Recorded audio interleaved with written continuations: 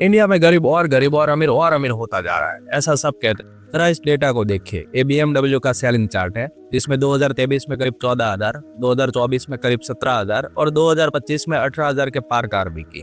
और ये दूसरा चार्ट इंडिया में बाइक सेलिंग का, जिसमें 2023 में करीब 16 लाख, 2024 में करीब 14,60,000 और 2025 में महज 13.5 लाख बाइक बिकी, जो दिखाता है कि इंडिया में मिडिल क्लास पीछे जा रहा है।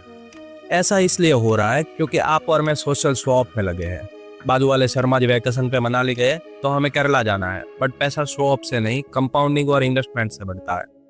आज मैं आपको 3 सिंपल स्ट्रेटेजी बताऊंगा जो मैं खुद फॉलो करता हूँ, और एक BMW तो भाई मुझे भी लेनी है। इसलिए चलिए जानते हो 3 स्टेप जहाँ पे आप इन्वेस्ट करके अपने सपने साकार कर सकते हैं। मान लेते हैं इंडिया में मेजोरिटी लोगों की इनकम 30 से 50,000 के बीच में है। आपकी ज्यादा भी हो सकती है, बट मैं ज्यादा नहीं, सिर्फ 40,000 की एवरेज इनकम मान के सिर्फ 4,000 प्रति महीना आपको इन्वेस्ट करने का बोल रहा हूँ।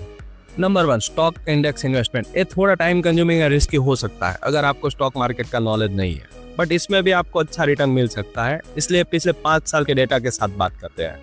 अगर आपने जनवरी 2021 में 1 लाख रुपए का इन्वेस्टमेंट निफ्टी 50 में किया होता तो दिसंबर 2021 तक 1,17,000 होते, 2022 एंड में 1,22,000, 2023 में 1.46 लाख, 2024 में 1,60,000 एंड दिसंबर 2025 तक 1,75,000 बन जाते। तो आपको ऑन एन एवरेज 13 से 15% का एनुअल रिटर्न मिलता।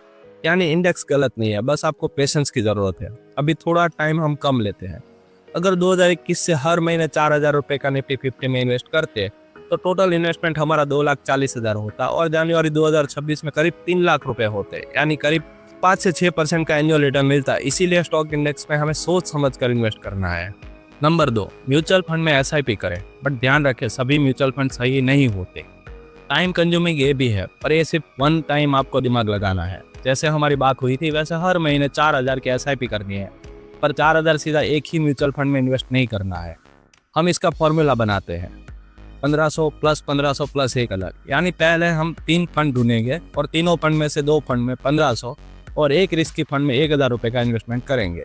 अब आप पूछेंगे कि सही म्यूचुअल फंड कैसे ढूंढे, तो इसकी लिंक मैंने डिस्क्रिप्शन में दे दी है। आप वहां से अपने हिसाब से थोड़ा रिसर्च करके फंड फाइंड कर सकते हैं। अब कैलकुलेशन की बात करें तो हम नॉर्मल 14 से 15% का एनुअल रिटर्न पकड़े तो 5 साल में 2,40,000 के इन्वेस्टमेंट के सामने हमें मिलेगा करीब 3,60,000, यानी 1,20,000 के आसपास का मुनाफा। पर इन्वेस्टमेंट से पहले सही रिसर्च बहुत ज़रूरी है। आप अभी तक बने हैं तो मेरी तरह आपको भी अपनी सेविंग से एक लग्जरी कार या घर तो बिल्कुल लेना है।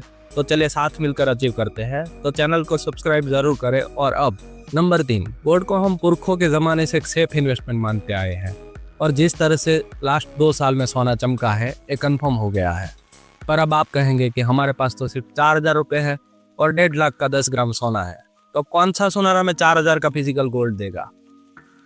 पर चिंता मत करिए, हम इन्वेस्टमेंट करेंगे गोल्ड ETF SIP में, जिसकी लिस्ट की लिंक मैंने नीचे डिस्क्रिप्शन में दे दी है। और आप वहाँ पे देख सकते हैं कि लास्ट 5 ईयर में सभी ETF फंड ने एक अच्छी रैली दी है। और अगर हम एवरेज 13 से 15% का एनुअल रिटर्न मान के चले और 5 साल में सिर्फ 1 साल गोल्ड की अच्छी रैली मिली और वहाँ पे 20 से 22% पकड़े, तो आपके 2,40,000 पर 5 साल के बाद करीब 1.5 लाख का मुनाफा दिख सकता है। और ये तीनों में मैंने सिर्फ 5 साल की बात कही, पर अगर आप अगले 20 साल तक एक डिसिप्लिन और आपकी इनकम हाइक के साथ सिर्फ 12 से 13% एनुअल रिटर्न मान लें, तो हम भी एक लग्जरी कार या अच्छा सा घर तो बिल्कुल डिजर्व करेंगे।